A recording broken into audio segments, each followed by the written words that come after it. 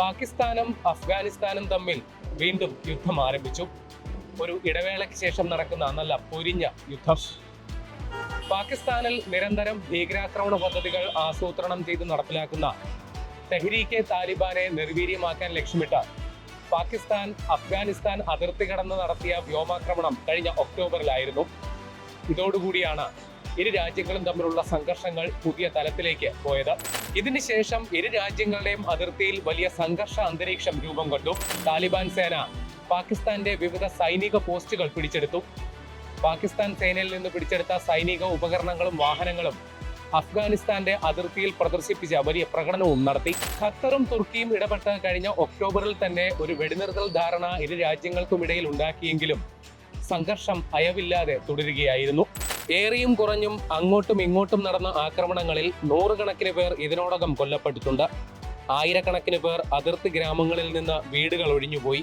കാബൂൾ അടക്കമുള്ള പ്രധാന നഗരങ്ങളിൽ കഴിഞ്ഞ ദിവസം പാക് വ്യോമസേന നടത്തിയ വ്യോമാക്രമണത്തിന് തിരിച്ചടി നൽകാൻ വ്യാഴാഴ്ച അഫ്ഗാൻ സേന അതിർത്തിയിലെ പാക് പോസ്റ്റുകൾക്ക് നേരെ ആക്രമണം നടത്തിയിരുന്നു. ഒരു ഡസനിലധികം സൈനിക പോസ്റ്റുകൾ പിടിച്ചെടുത്തുവെന്നാണ് അഫ്ഗാൻ അവകാശവാദം.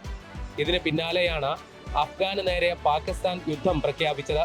തങ്ങളുടെ രാജ്യത്തിന് നേരെ ഉണ്ടാകുന്ന ഏത് അതിക്രമത്തെയും അടിച്ചമർത്താൻ സൈന്യത്തിന് സർവാധികാരമുണ്ടെന്നാണ് പാക് വ്യോമാക്രമണത്തെക്കുറിച്ച് പ്രധാനമന്ത്രി ഷഹ്ബാസ് ഷെരീഫ് പറഞ്ഞത്.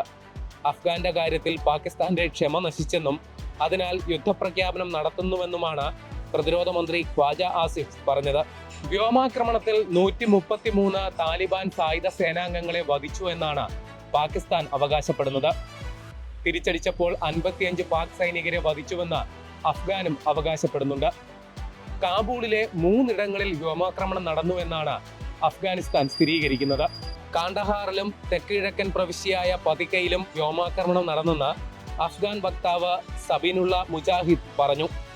പുതിയ റിപ്പോർട്ടുകൾ പ്രകാരം ഇരു രാജ്യങ്ങളുടെയും അതിർത്തി പ്രദേശമായ തോർഖാനിൽ വ്യാപക ഷെല്ലിംഗ് നടക്കുന്നുണ്ട്. ഈ പ്രദേശത്തേക്ക് കൂടുതൽ അഫ്ഗാൻ സൈനികരും സായുധ സംഘങ്ങളും എത്തുന്നതായാണ് വിവരം. അതേസമയം അതിർത്തി സംഘർഷങ്ങളെ തുടർന്ന് അടച്ച തോർഖാൻ അതിർത്തി പാകിസ്ഥാനിൽ നിന്ന് മടങ്ങിയെത്തുന്ന അഫ്ഗാനികൾക്കായി തുറന്നു നൽകിയിട്ടുണ്ട്. ഒമ്രി എന്ന സ്ഥലത്തെ അഭയാർത്ഥി ക്യാമ്പിന് നേരെ ആക്രമണം നടന്നതിനെ തുടർന്ന് സ്ത്രീകളും കുട്ടികളും അടക്കമുള്ളവർ പ്രാണരക്ഷാർത്ഥം പലായനം ചെയ്തതായും വിവരമുണ്ട്. ഇരു കൂട്ടരും ഏറ്റുമുട്ടൽ ശക്തമാക്കിയതോടെ ഖത്തറിന്റെ മധ്യസ്ഥതയിലുള്ള ചർച്ചകളും വഴിമുട്ടി. അതേസമയം ഇരുവരും തമ്മിലെ പ്രശ്നം പരിഹരിക്കാൻ ഇടപെടാൻ സന്നദ്ധമാണെന്ന് ഇറാൻ വിദേശകാര്യമന്ത്രി അബ്ബാസ് അറബ്ചി വ്യക്തമാക്കിയിട്ടുണ്ട്. ഇരു രാജ്യങ്ങളും തമ്മിലെ സംഘർഷത്തിൽ ചൈനയും ആശങ്ക പ്രകടിപ്പിച്ചിട്ടുണ്ട്. സമാധാന സന്ധി ഉണ്ടാക്കാൻ നയതന്ത്ര തലത്തിൽ ഇടപെടൽ നടത്തുന്നുണ്ടെന്ന് ചൈനീസ് വിദേശകാര്യ മന്ത്രാലയം വ്യക്തമാക്കിയിട്ടുണ്ട്.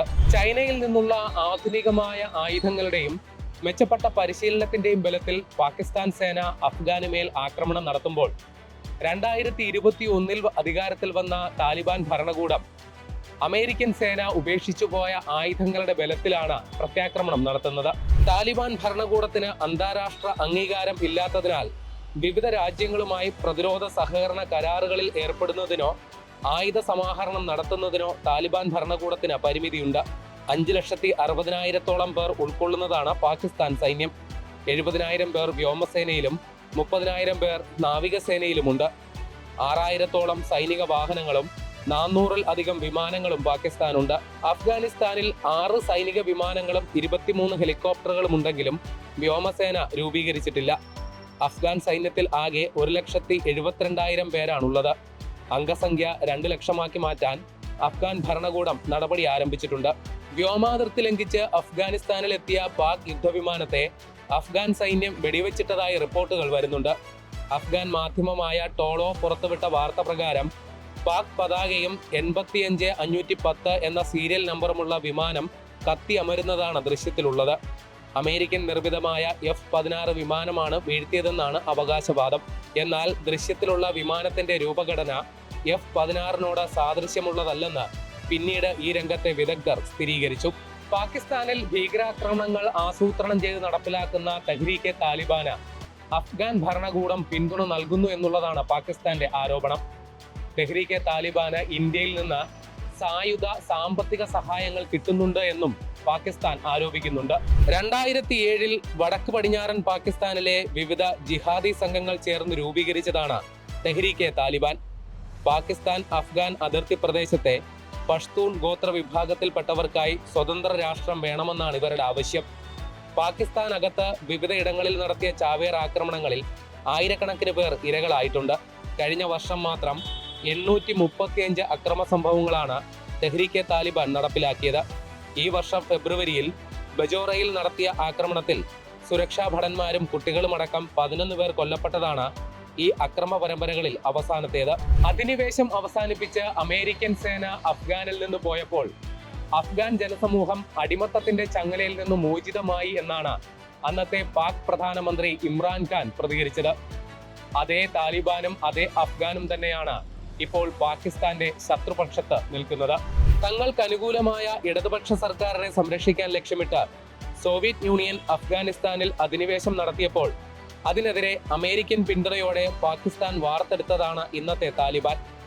എന്നാൽ ഒസാമ ബിൻ ലാദനെ പിടികൂടുന്നതിനായി അഫ്ഗാനിസ്ഥാനിൽ അമേരിക്ക ഭീകരവിരുദ്ധ യുദ്ധം ആരംഭിക്കുകയും പാകിസ്ഥാൻ അതിന് വേണ്ട ഒത്താശ ചെയ്യുകയും ചെയ്തതോടെ പാകിസ്ഥാനും താലിബാനും തമ്മിൽ ശത്രുത ഉടലെടുത്തു. ഇതേ താലിബാൻ വീണ്ടും അഫ്ഗാനിസ്ഥാനിൽ അധികാരത്തിൽ വന്നപ്പോൾ പഴയ സായുധ സംഘത്തിലെ ഒരു വിഭാഗം തീവ്ര നിലപാടുകളുമായി തുടരുകയും ചെയ്തു. അവരാണ് ഇന്ന് കാണുന്ന തെഹ്രീക്കെ താലിബാൻ എന്ന പേരിൽ പാകിസ്ഥാനെതിരെ ആയുധമെടുക്കുന്നത്. പേരിൽ തെഹ്രീക്കെ താലിബാനും താലിബാനും തമ്മിൽ സാദൃശ്യമുണ്ടെങ്കിലും രണ്ടും രണ്ട് സംഘങ്ങളാണ്. എന്നാൽ ആശയപരമായി ഇരു കൂട്ടരും പരസ്പര സഹകരണവുമുണ്ട്. ബലോചിസ്ഥാന്റെ വിമോചനത്തിന് വേണ്ടിയിട്ട് പ്രവർത്തിക്കുന്ന ബലോചിസ്ഥാൻ ലിബറേഷൻ ആർമിക്കും അഫ്ഗാനിസ്ഥാനിൽ നിന്ന് പിന്തുണ കിട്ടുന്നുണ്ട് എന്നുള്ളതാണ് പാകിസ്ഥാന്റെ ആരോപണം. എന്നാൽ ഭീകരവാദ പ്രസ്ഥാനങ്ങൾക്ക് പ്രവർത്തിക്കാൻ അഫ്ഗാൻ മണ്ണ് വിട്ടുകൊടുക്കില്ല എന്നുള്ളതാണ് അഫ്ഗാൻ ഭരണകൂടം ആവർത്തിച്ച് അവകാശപ്പെടുന്നത്.